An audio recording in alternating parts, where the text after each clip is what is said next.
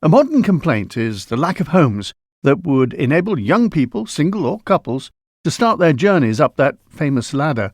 Well, 50 years ago at Ballacurry, McArds seem to have had it well in hand. This is an interview from 1973, Keith McArd talking with Peter Kneale. We bought this site nearly 5 years ago now, in 1969, when we took the risk, as the building trade in those days was by no means what it is now.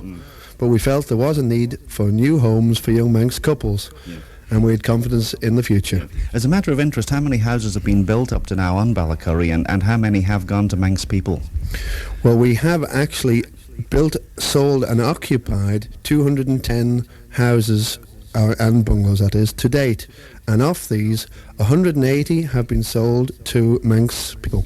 Which sort of bears out the theory you had when you bought the land in the first place. Exactly, yes indeed. And the greatest majority of these are two young couples in their first home. Now, can we talk, we were talking to Brian earlier, and he said they go along to see you to decide which type of house. How do you advise them? Do you have sort of numerous plans that you can show them of particular houses?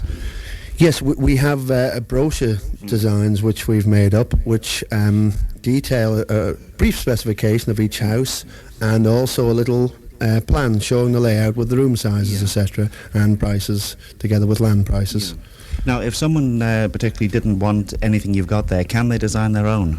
They can. We reserve a certain number of plots on each of our sites for special designs, and then we have other plots which are devoted for our standard type designs. Now, onto the building itself, you believe here in building traditionally, don't you?